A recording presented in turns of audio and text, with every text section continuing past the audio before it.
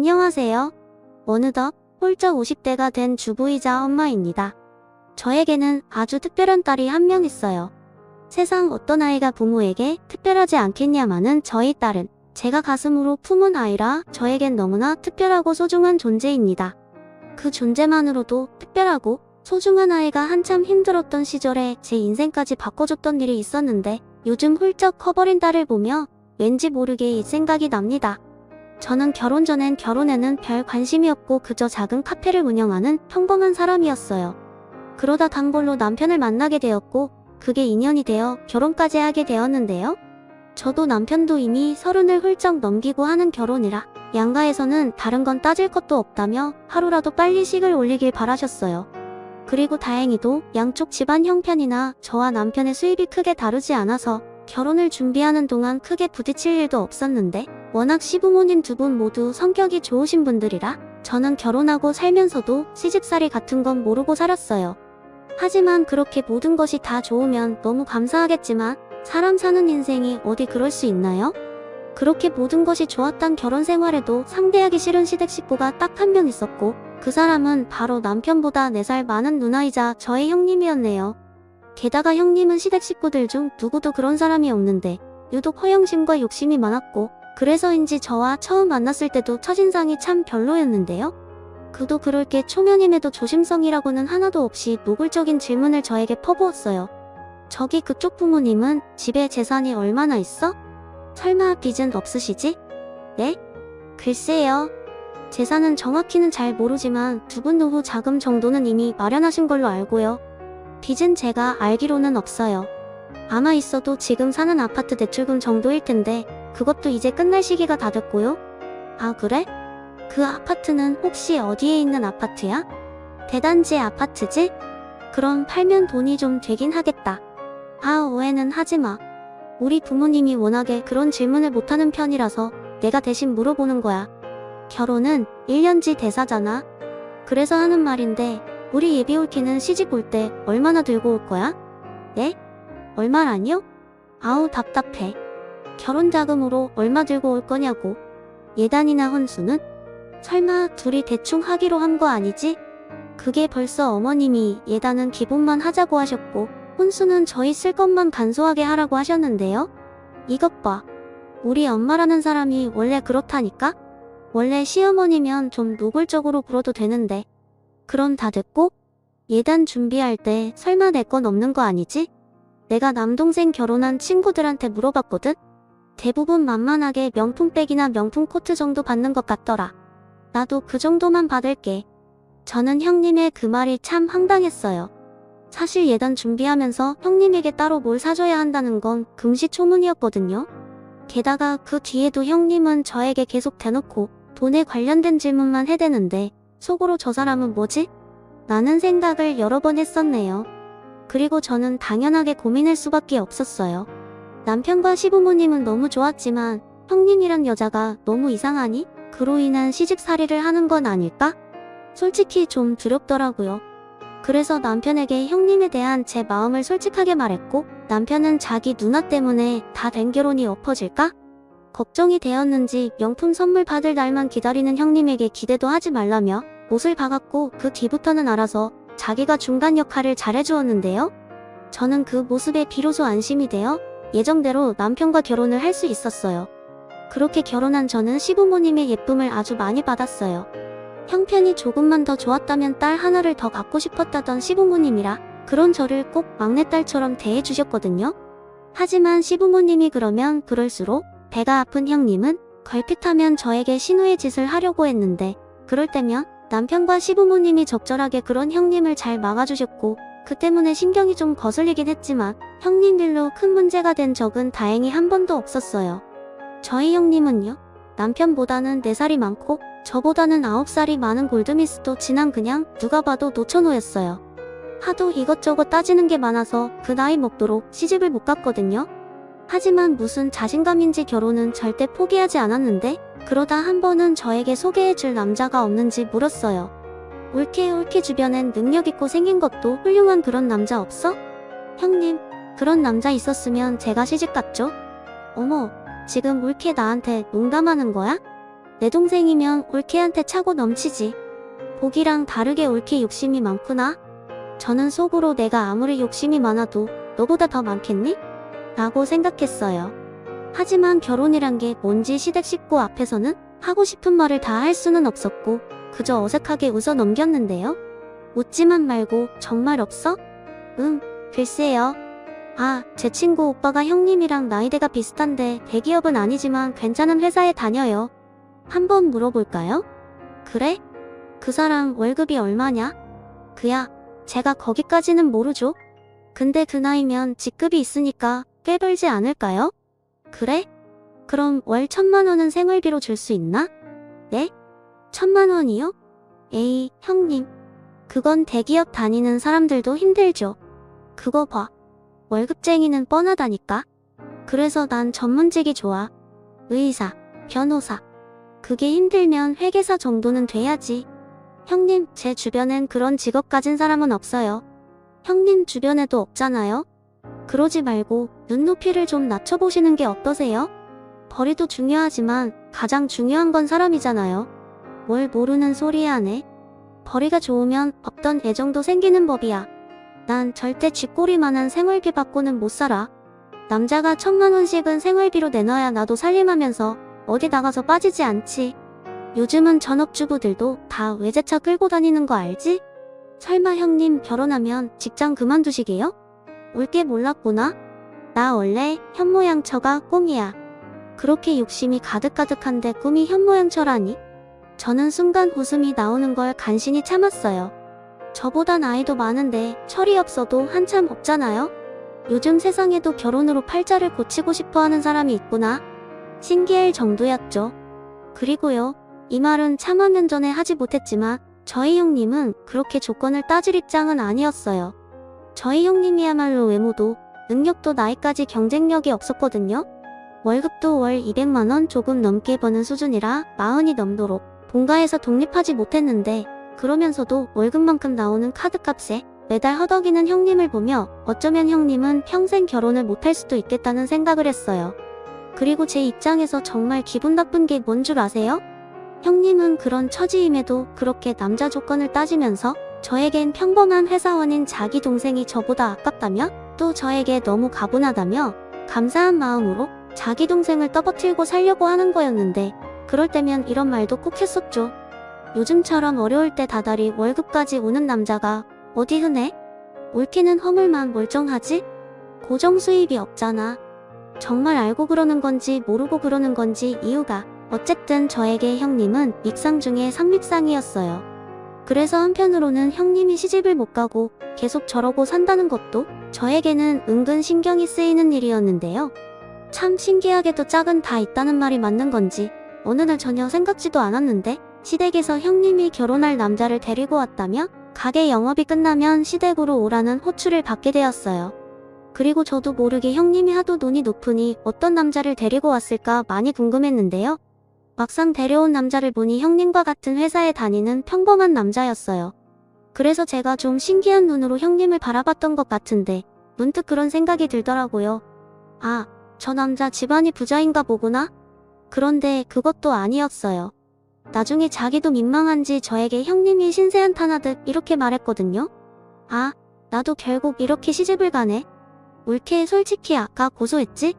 아니요. 무슨 그런 말을 하세요. 그리고 인상 참 좋으신데요? 형님도 많이 아끼시는 것 같고요. 사실 그거 하나 보고 하는 거야. 나를 엄청 오래 좋아했거든. 내 나이도 내 나이지만 저 남자도 평생 나 기다리다가 총각 귀신 될 것 같으니까 내가 구제하기로 했지. 사실은 형님도 많이 좋아하시는 거 아니에요. 제가 볼 땐 두 분 정말 잘 어울리세요. 으휴, 가만 보면 올케는 참 여우야. 결국 이렇게 월급쟁이한테 시집갈 거였음 그렇게 버티는 게 아니었는데 형님은 그 뒤에도 무슨 미련이 그렇게 많은지 꼭 원치 않는 결혼을 한 여자처럼 굴었어요. 어느 누구도 형님에게 시집을 가라고 등 떠민 사람이 없었는데 말이죠. 하지만 무슨 복인지 형님과 결혼할 뿐인 나이가 많다는 것 빼고는 참 좋은 사람이었는데 그렇게 좋은 사람도 형님이라는 욕심 많은 여자와 함께 사는 건 어려운 일인지 결혼 후 형님은 부부싸움을 했다는 이유로 시댁과 저희 집에 자주 오곤 했어요. 올케 미안한데 나 여기서 며칠만 지내다 갈게. 네? 하루도 아니고 며칠이나요? 왜요? 이번에도 싸우셨어요? 말도 마. 결혼 전에는 그렇게 내 말이면 오케이라고 하더니 무슨 남자가 결혼했다고 그렇게 싹 바뀌냐? 그래요? 그렇게 안 보이시던데. 울케가 잘 몰라서 그래. 그리고 내가 말을 안 해서 그렇지. 우리는 뭐 하나 맞는 게 없어. 그러니까 이렇게 맨날 싸우지. 이제 엄마도 싸우면 집에 오지 말래? 그래도 두 분이 잘 풀어가셔야죠. 저도 그 이랑 결혼 초에는 엄청 싸웠어요. 각자 살던 방식이 다르니까 어쩌면 싸우는 건 자연스러운 일이죠. 그리고 그렇게 맞춰 가시는 거니까 두 분이 잘 이야기해보세요. 이렇게 자꾸 집 나오신다고 해도 문제가 해결되는 건 아니잖아요. 됐어. 말이 통해야 대화를 하지. 있잖아, 울케. 우리 남편은 남자면서 야망이 없어. 사람이라면 당연히 좋은 집에 좋은 차 타고 싶은 게 맞지 않아? 그런데 그 사람은 소박해도 너무 소박해. 그러니 대화를 해도 답이 없지. 아, 그런 문제셨구나? 하긴 중요한 문제긴 하네요. 그치? 아, 나는 정말 어쩌다 이러고 사는지 요즘은 답답해서 속이 터져. 그리고 있잖아. 우리 시댁에서 우리가 나이가 많으니까 아이 걱정을 많이 하시거든? 그런데 산부인과 다녀왔더니 정자가 영 시원치 않아. 이러다가는 애도 못 갖겠어. 울케는 늦게 결혼해도 결혼하고 바로 애 가졌잖아. 그건 사람의 힘으로 되는 건 아니고요. 나도 알아. 근데 짜증나고 답답한 걸 어떡해? 그럼 내가 하자는 대로라도 좀 하든가. 울케, 나 그냥 이혼할까? 형님은 나름 꽤 심각한 고민을 하는 것처럼 보였어요. 가뜩이나 결혼하면서 신혼집을 곧 죽어도 대단지 아파트에 가고 싶어 했는데 여건상 그것도 못해서 결혼을 계속 청약에 도전하고 있었거든요. 근데 아주버님이 그 아파트 당첨되면 뭐해? 그 대출금 갚느라 자기랑 나 고생만 할 텐데 우리 그냥 이 집에서 만족하고 사는 게 더 낫지 않을까? 라고 하셔서 형님 속이 뒤집힌 날도 있었어요. 게다가 결혼하면 당장이라도 직장은 그만두고 싶다던 형님이었는데 그마저도 한푼이 아쉬워 직장 생활을 계속하고 있었으니 어쩌면 형님은 결혼 후 만족도가 떨어질 수밖에 없었을 거예요. 그래서 저희 남편을 포함한 시댁 식구들은 형님이 금방이라도 더는 못 산다고 이혼할 것 같아 불안해했는데 그래도 부부 사이는 알 수 없다고 그렇게 매일같이 싸웠지만 점차 그 횟수가 줄었고 잘 사는지 잠잠했는데요. 그렇게 1년이 넘어 제가 아들을 출산하고 100일이 넘어갈 즈음 남편에게서 뜻밖의 말을 듣게 됐어요. 우리 누나가 남의 애를 잘 키울 수 있을지 모르겠어. 그냥 애 없이 둘이 잘 살면 될 텐데. 에이, 그건 아니지. 애를 원하지 않으면 모를까. 그렇게 쉽게 바랄 수 있는 건 아니잖아. 우리도 봐. 몸은 힘들어도 우리 아들 낳고 얼마나 행복해. 그야 우리는 우리니까. 근데 우리 누나는 자기 자식도 잘 키울 수 있을지 불안한데 하물며 남의 자식을 정말 잘 키울 수 있을지 불안해. 너무 그렇게 생각하지 마. 원래 여자는 모성애라는 게 있잖아. 아이 키우면서 형님도 예전하고 많이 달라지실 거야. 솔직히요. 저도 남편과 비슷한 마음이긴 했어요. 하지만 큰 결심을 하신 만큼 형님이 꼭 예전보다는 더 성숙해지길 진심으로 바랬는데 그것도 나중에 알았지만 저의 부질없는 희망사항이었어요. 그리고요, 몇 달 후 형님이 입양한 조카를 식구들에게 소개하겠다며 자리를 마련했는데 놀랍게도 형님이 입양한 아이가 생각보다 나이가 있는 7살 여자아이였어요. 보통 입양할 때 보면 신생아는 아니더라도 아기를 입양하는데 정말 의외라고 생각했죠. 그리고 듣기로 저 정도 나이가 있으면 입양 가기가 힘들다고 하는데 그 순간은 형님이 정말 달리 보였어요. 조금 오바해서 존경심까지 생기더라고요. 형님, 저는 정말 놀랐어요. 대단하세요. 보통은 많이 어린 아기를 입양할 텐데 말도 마. 친구들이 왜 다 큰 애를 입양하냐고 얼마나 왈가왈부를 하는지 지들이 키워줄 것도 아니면서 말이 많더라고. 보통은 그렇게 생각하죠. 저도 당연히 저희 아들이랑 비슷한 아기일 거라고 생각했거든요. 내가 울케를 보니까 갓난애는 너무 힘들 것 같더라. 잠도 못 자고 맨날 안고 있어야 하잖아. 난 절대 못해. 아, 그거였어요. 저는 입양의 기회가 찰없는 큰아이를 일부러 선택한 줄 알았는데 실상은 자기가 힘들 것 같아서 수월한 큰아이를 선택한 거더라고요. 하지만 이유가 어쨌든 형님의 선택으로 저는 조카가 생겼고 조카는 눈치를 좀 보는 것이 안타까웠지만 예의도 바르고 야무진 아이였어요. 원래 제가 아들도 좋지만 딸을 갖고 싶었거든요. 그래서 저는 조카 아이가 반갑고 왠지 모르게 정해갔어요. 그렇게 아이를 입양한 형님들은 몇 달 뒤 좋은 소식이 들려왔는데 시어머니 말씀으로 그렇게 바라던 청약에 당첨이 되었다고 하셨어요. 결국 형님은 아이도 갖고 원하는 아파트까지 가지게 된 건데 이쯤이면 모든 게 형님이 원하는 대로 흘러가는 것처럼 보였어요. 그런데 그렇게 이젠 걱정할 것이 없어 보이는 딸이었는데 시어머니는 뭐가 자꾸 마음에 쓰이는지 한숨을 쉬는 날이 늘었고 꼭 아파트 계약금 같은 금전적인 것이 마음에 쓰여 그러신가 저도 슬슬 걱정이 되었는데요. 당첨되는 게 그렇게 어렵다며? 그래서 내가 우정이한테 슬쩍 물어봤거든. 그랬더니 입양한 민지 있어서 그렇게 된 거라고 하더라고. 애 없이 둘만 있었으면 어려웠을 거래. 아, 듣고 보니 그럴 수도 있을 것 같네요. 설마 우정이 그거 아파트 청약 때문에 민지 입양한 건 아니겠지? 에이 설마요. 아닐 거예요. 아무리 아파트에 가고 싶어도 누가 그것 때문에 애를 입양해요. 말도 안 돼요. 그리고 입양하는 건 뭐 쉽나요? 형님 보니까 기간도 오래 걸리고 엄청 복잡하던데요? 그렇지? 내가 괜한 오바하는 거지? 네, 절대 아니에요. 그래, 내가 아니라고 하니까 내 속이 다 시원하다. 내 딸이 좀 철이 없어도 그 정도로 한심하진 않을 거야. 맞다, 고맙다. 내 덕에 오늘 밤은 발 뻗고 잘 수 있을 것 같아. 저는 시어머니 말을 듣고 정말 깜짝 놀랐어요. 아무리 저희 형님이 욕심이 많다고 해도 사람이라면 그게 할 짓은 아니잖아요. 제가 비록 형님을 별로 좋아하지 않지만 그건 정말 아닐 거라고 믿어 의심치 않았어요. 하지만 그런 믿음도 이상하리만큼 딱딱 떨어지는 아파트 위치며 입양 시기 그런 것들 때문에 흔들리기도 했는데 정말 그것만큼은 아니길 바랬어요. 그렇게 3년이 흘렀고 형님은 그렇게 기다려던 아파트에 입주를 하셨어요. 그리고 시간이 흐른 만큼 저희 아들과 형님의 딸도 그제 제법 컸는데요. 무엇보다 형님의 딸이 의젓한 초등학교 3학년이 되어 외숙모인 제가 언제 저렇게 컸나 싶을 때가 많았어요. 사실 그 3년 동안 형님이 바쁜 날엔 조카 아이는 대부분 저희 집에 있었거든요. 그렇다 보니 조카와 저는 정이 많이 들었는데 오죽하면 잘 모르는 사람들은 저에게 큰딸이 있다고 착각할 정도였죠. 그리고 형님은 점점 억지 같은 날을 만들어 다 큰 딸을 저희 집에 보내셨는데 방학 땐 뭐 거의 저희 집에 있었다고 보면 될 거예요. 하지만 저와 남편은 그런 조카가 싫지 않았고 워낙 조카 아이를 예뻐했기에 형님에게 한 번도 싫은 소리를 하지 않았는데요. 오히려 조카 아이가 저희 아들을 잘 봐주기까지 하니 제가 더 고마울 때가 많았어요. 힘드니까 하지 말라고 해도 보육원에서 동생들 많이 돌봤다며 어떤 때는 저보다도 더 능숙하게 저희 아들을 보는데 참 든든하더라고요. 원래 엄마한테는 딸이 있어야 좋다고 하잖아요. 그러니 예쁜 조카를 보면 하루에도 수십 번 딸 욕심이 그렇게 났었는데 형님은 저와는 반대로 자기 딸 민지를 귀찮아하는 날이 많았어요. 올케 원래 기집애는 그렇게 정이 안 가나? 아들은 어때? 든든해? 든든하긴요? 사고나 안 치면 고맙죠. 민지야말로 든든하잖아요. 말하는 것도 행동하는 것도 예쁘고 예쁘긴 빗뿌. 그래도 막 데려왔을 때는 이쁜 구석이 좀 있었는데 사춘기라 그런가? 징그럽네? 네? 무슨 그런 말을 다 똑같이 걷는 거죠? 형님 아이 갖고 싶어 하셨잖아요. 그리고 민지는 형님이 가슴으로 품은 아이고요.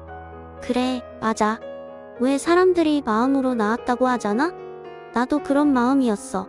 그럼 그런 말씀 하시지 마시고 민지 많이 사랑해주세요. 원래 아이들은 자꾸 예쁘다 예쁘다 해줘야 진짜 예쁘게 큰대요?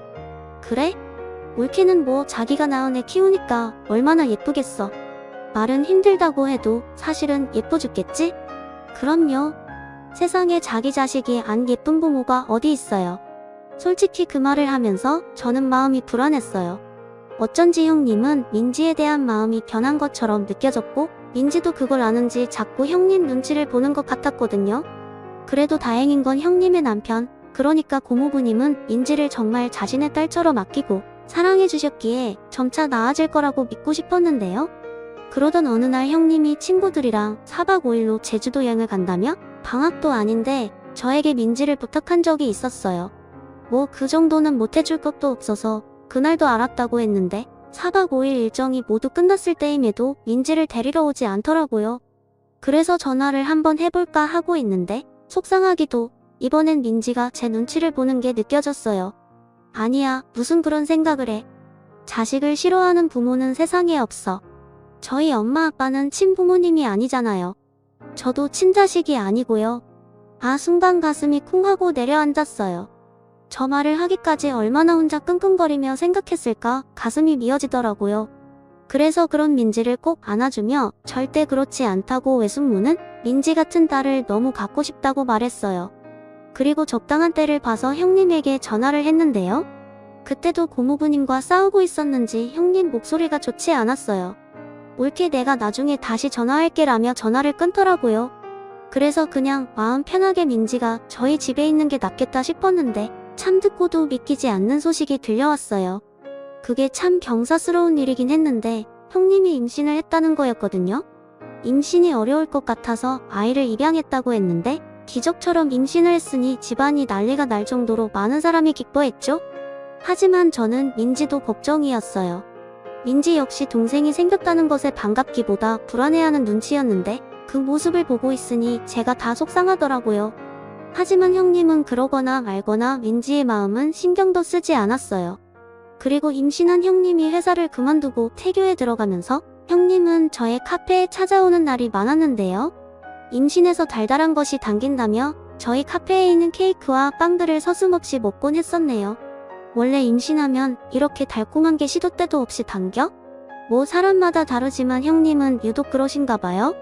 그래도 나중에 이렇게 단 것만 드시면 당 수치가 올라갈 수 있으니까 조심하세요. 또 그런 거야? 임신하니까 신경 쓸 게 은근 많네. 게다가 민지 그것까지 내가 종일 챙겨야 하고. 민지는 요즘 어때요? 학교 잘 다니죠? 민지 그거 말도 마. 가뜩이나 정도 안 가는 게 사람이 뭘 물으면 대답을 안 하는 거 있지? 그거 가만히 보고 있으면 속 터진다? 도대체 부모가 어떤 사람들이길래 애가 그 모양인지 모르겠어. 하기사 제대로 된 부모면 애를 보육원에 버리겠어? 그 부모의 그 자식이라는 말이 괜히 있어? 형님 그런 말은 좀 듣기가 그런데요? 민지 부모는 이제 형님이랑 고모부잖아요. 형님이 지금 임신 중이라 몸도 힘들고 호르몬 때문에 기분이 좀 오락가락해서 그런데 민지 진짜 착하고 바른 아이예요. 오히려 저희 은찬이가 문제죠. 남자애라 그런지 크면 클수록 사고치는 범위가 넓어져요. 옳게 그래도 은찬이는 그럴만하지. 친자식이잖아. 민지하고는 다른 얘기야. 형님? 몰라? 요즘 같아서는 내가 왜 남의 자식을 입양을 했나? 후회가 된다고. 에휴. 그러지 말고 올케가 민지 좋아하잖아.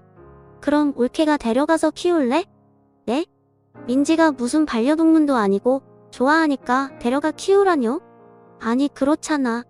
올케는 맨날 민지가 예쁘다고 그러는데 그럼 그런 사람이 키워야 하는 거 아니야? 어차피 내가 키우나 올케가 키우나 친엄마 아닌 건 똑같잖아. 저는 순간 화가 나서 형님을 저도 모르게 째려봤어요. 그러자 형님은 제 눈빛에 트금했는지 나도 알아. 이런 말 하는 내가 나쁜 사람이라는 거. 근데 사람 본성이라는 게 원래 그런데 나더라 어쩌라고? 형님, 그래도요 그렇게 말씀하시는 건 무책임한 거예요. 민지한테 평생 지울 수 없는 상처가 된다고요. 아니 지금 내가 죽겠는데 누굴 생각해? 됐어. 올케가 데려다 키울 거 아니면 더 이상 아무 말 마. 형님은 그렇게 말하고 카페를 나갔어요. 아마도 더는 제 말을 듣고 싶지 않았던 거겠죠? 하지만 엄마라는 사람이 저런 생각을 하고 있으니 저는 외숙모로서 여간 마음이 쓰이는 게 아니었는데 남편이 그러더라고요. 제가 계속 개입하면 문제가 더 복잡해진다고요. 그럼 자기 말은 형님이 민지한테 상처 주는 소리를 해도 그냥 보고만 있으라고? 나도 자기 마음 알아. 근데 민지 엄마는 자기가 아니고 우리 누나잖아. 매형도 있고. 저 과정을 넘겨야 진짜 가족이 되는 거 아니겠어? 자꾸 자기가 중간에서 개입하면 우리 누나 성격에 파양 소리 나오지. 뭐?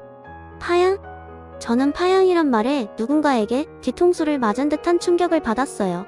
그리고 남편 말대로 그런 일이 생길까? 형님을 만나도 민지 얘기는 하지 않게 되었는데요. 그렇게 출산을 한 형님은 자기를 똑 닮은 딸을 낳았는데 처음 하는 육아에 정신없이 지내는지 아이 100일 때 얼굴을 본 뒤로 한참 동안 얼굴을 보지 못했어요. 그러는 사이 중간중간 민지가 잘 지내는지 궁금한 저였지만 형님에게 또 빌미를 주는 것 같아 참았는데 그러던 어느 날 설마 했던 일이 정말로 일어났고 그건 신우가 결국 민지를 파양했다는 소식이었어요.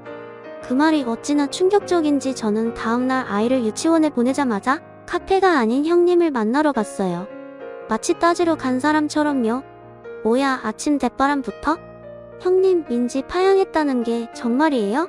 아, 그거? 도저히 내 깜냥으로는 안 되는 일이더라고. 그럼 어떡해? 민지를 생각해서라도 일찌감치 다른 부모 찾기 길을 열어줘야 하지 않겠어? 민지가 지금 몇 살인데 그런 말을 하세요?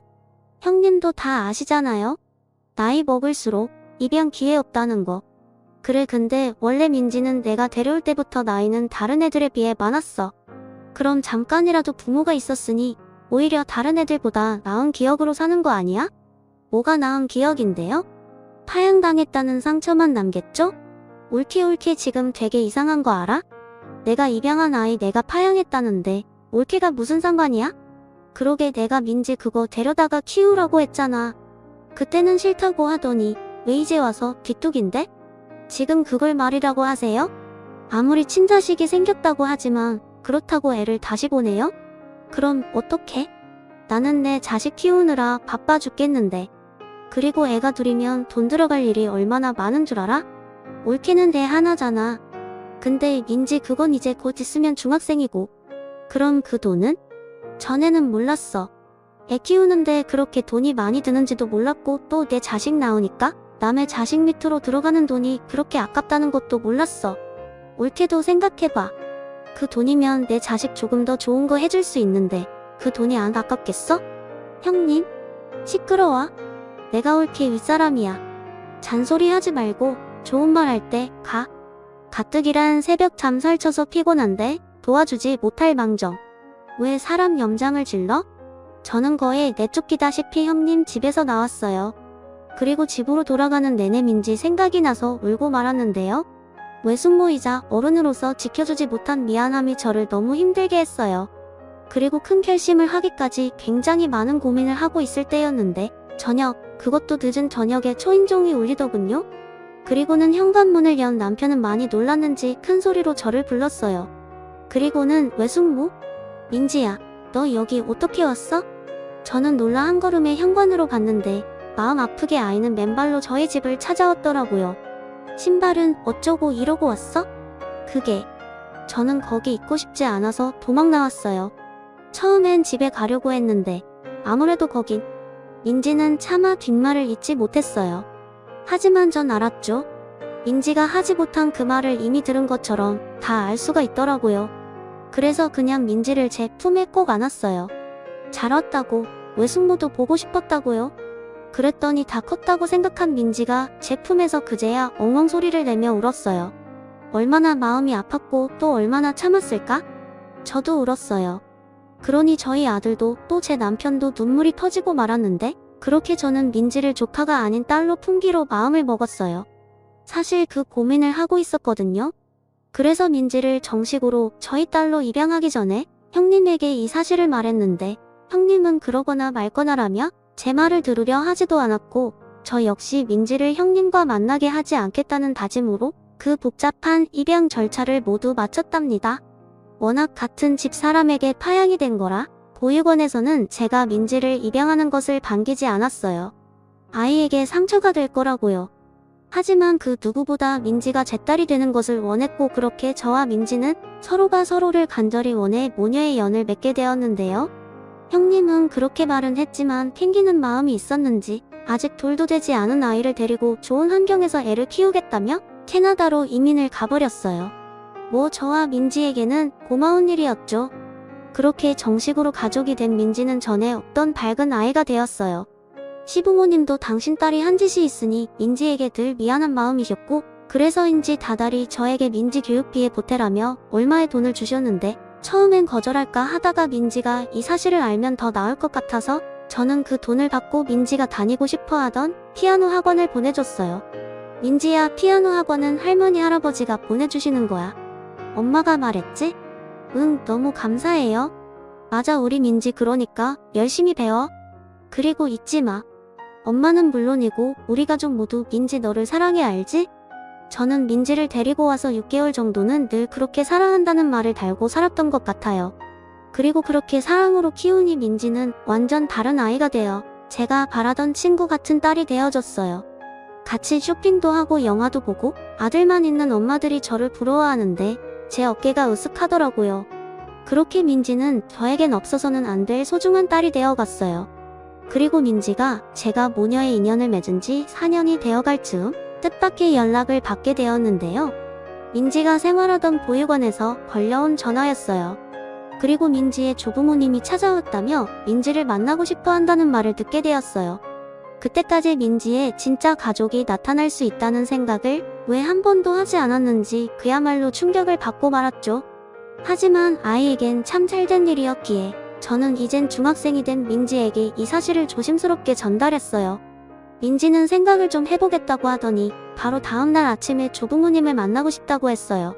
그렇게 다시 보육원을 찾은 저희 부부와 민지는 정말 떨리는 마음으로 민지의 조부모님을 뵙게 되었고 그제야 비로소 민지의 사연을 들을 수 있게 됐어요.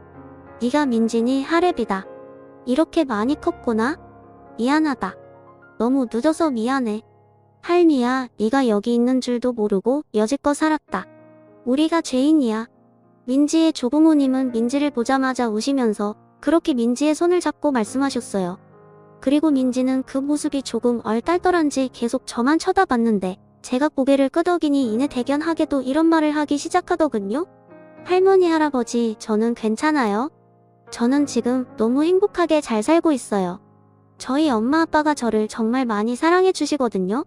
그래, 그게 정말이니 우린 네가 입양도 가지 못하고 내내 널 낳아준 부모를 원망하고 살까봐 무서웠다. 근데 이렇게 잘 크고 있었다니 정말 고맙습니다. 이 은혜를 어찌 갚아야 할지 모르겠어요. 민지의 조부모님은 이내 저희 부부에게 다가와 무릎을 꿇고 연신 고개를 숙이셨어요. 그래서 저와 남편은 똑같이 무릎을 꿇고 아니라며 예쁘고 착한 딸을 만나게 해주셔서 오히려 감사했다고 했는데요. 그리고 정말 궁금했던 민지가 왜 보육원에 오게 됐는지 그 사정도 모두 듣게 됐어요. 사실 따지고 보면 모두 제 탓입니다. 제가 민지 부모를 반대했어요. 부모의 욕심이었죠. 그저 아들이 더 좋은 여자를 만나주면 하는 마음이었는데 제가 하도 반대를 하니까 그냥 지들끼리 식도 올리지 않고 혼인신고만 하고 살아는 모양입니다. 그러다 민지가 생겼고 애가 생겼으니 둘이 일을 많이 한 모양인데 같이 건물 유리를 닦는 일을 했던 것 같아요. 그러다 둘이 똑같이 사고가 있었어요. 그 사실을 나중에 알았는데 민지가 있었다는 건 더 늦게 알았어요.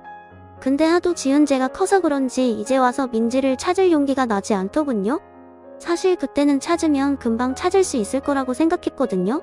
근데 그게 생각보다 참 오래 걸렸어요.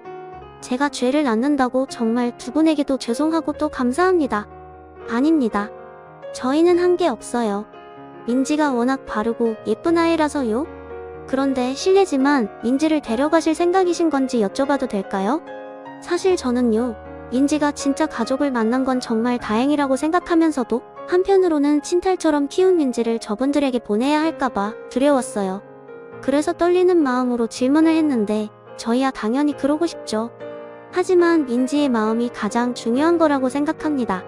키우신 정이 있는데 아무리 저희가 혈연 관계라고 해도 저희 마음대로 그럴 수는 없죠. 그렇죠 여보. 그렇지 민지야. 하래비는 민지랑 더 자주 보고 싶은데 너는 어떠니? 민지는 다시금 예전 습관이 나오는 듯 눈치를 봤어요. 그리고 그 순간은 저도 욕심이 나서 인지 민지에게 그 어떤 말을 하지 못했는데요. 민지는 그런 제 마음을 알았는지 저보다 더 어른스럽고 현명하게 이렇게 대답했어요. 지금은 엄마 아빠랑 살면서 할머니 할아버지를 자주 뵐 수 있었으면 좋겠어요. 저도 두 분과 친해지고 싶고 친부모님 얘기도 많이 듣고 싶은데 지금 저희 부모님과는 떨어지고 싶지 않아요. 그래 근데 우리가 사실은 네가 오기 전에 들은 게 있어서 아무래도 민지의 조부모님은 민지를 처음 입양한 형님에 관해 보육원 원장님에게 파양 이야기를 들으신 것 같았어요. 그리고 형님이 캐나다로 이민을 간 건 모르고 계셨기에 당신들께서 민지를 데려가는 것이 좋겠다고 생각하신 눈치더라고요.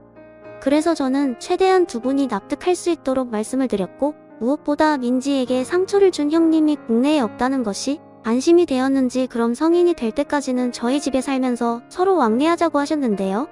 그러면서 성의 표시를 하고 싶으시다며 저에게 한눈에 봐도 두둑해 보이는 봉투를 건네셨어요. 이거 저희 마음입니다. 아니에요. 이런 거 받을 수 없어요.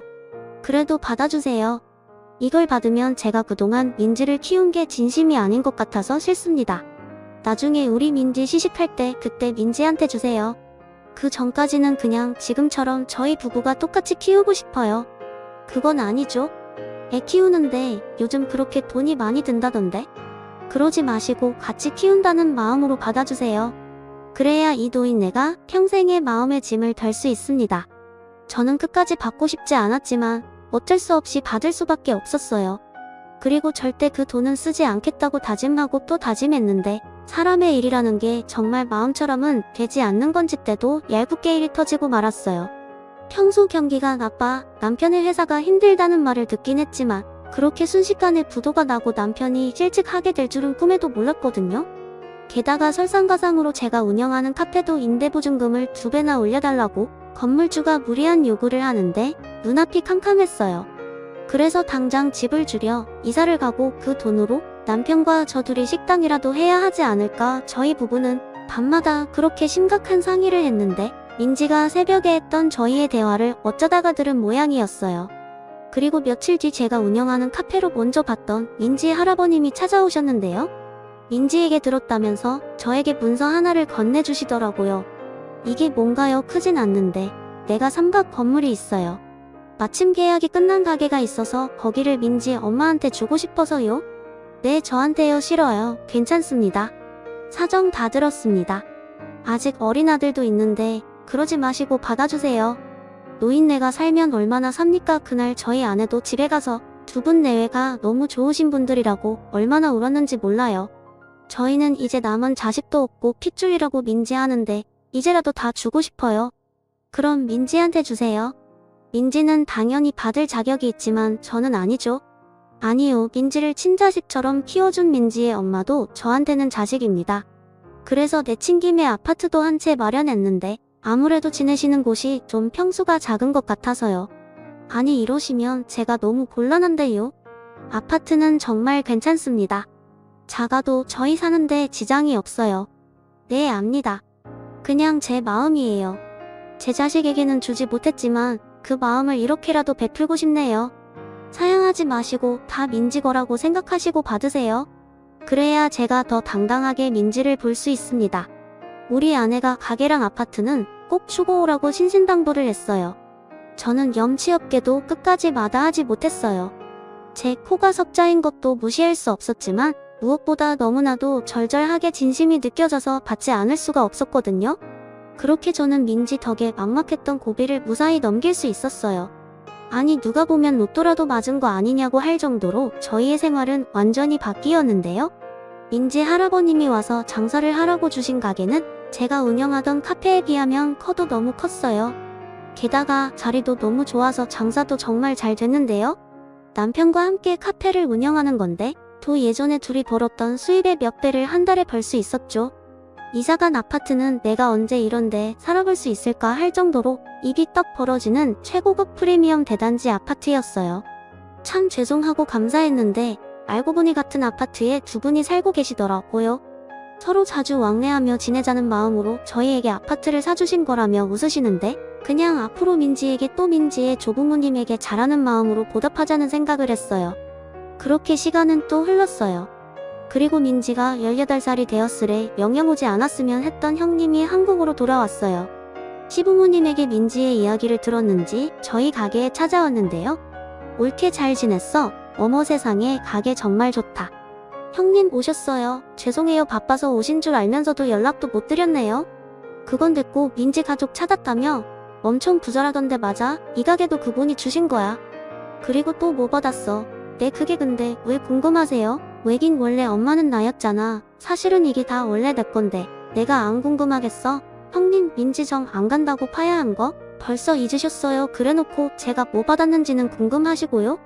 옳게 말이 좀 심하다. 나도 사람인데 당연히 후회했지. 내가 왜 캐나다까지 갔는데 민지 보기 미안해서 그런 거야. 나도 내가 잘못한 거 안다고. 그리고 솔직히 몇 번이고 민지 다시 데리고 오고 싶었어. 키운 정이 있잖아. 이제 와서요. 형님 정말 낯짝도 두껍네요. 왜 제가 뭐 좀 많이 받은 것 같으니 배가 아프세요?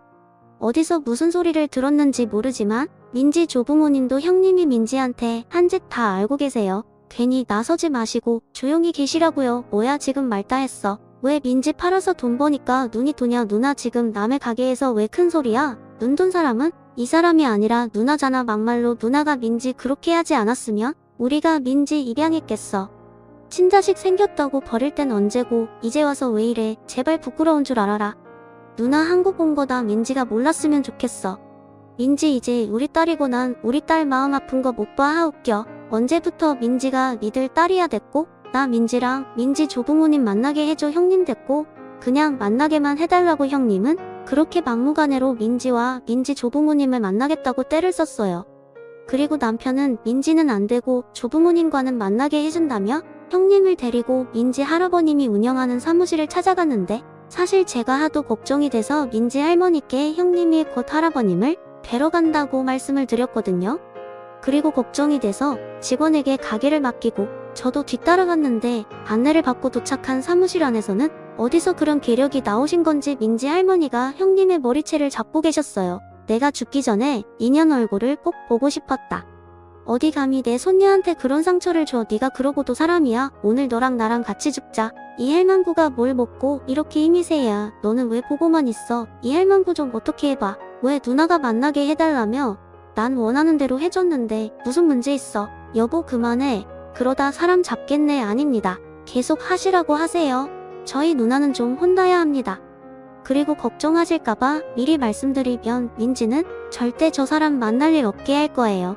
민지가 괜찮다고 해도 제가 절대 못 만나게 할 겁니다. 그건 걱정하지 마세요. 참 다행이었어요. 그리고 민지를 걱정하고 사랑하는 사람이 저 말고도 이렇게 많다는 것이 정말 뿌듯했는데 그날 그렇게 후되게 당한 형님은 무슨 억하 심정인지 나중엔 저희 부부에게 민지를 만나게 해준 대가를 내놓으라며 인간 말종짓을 했어요. 결국 저희 부부는 형님과 연을 끊기로 했고 시부모님도 아무리 당신을 딸이지만 한심하다며 다시 보지 말자고 집에서 내쫓았다 고 하셨는데요.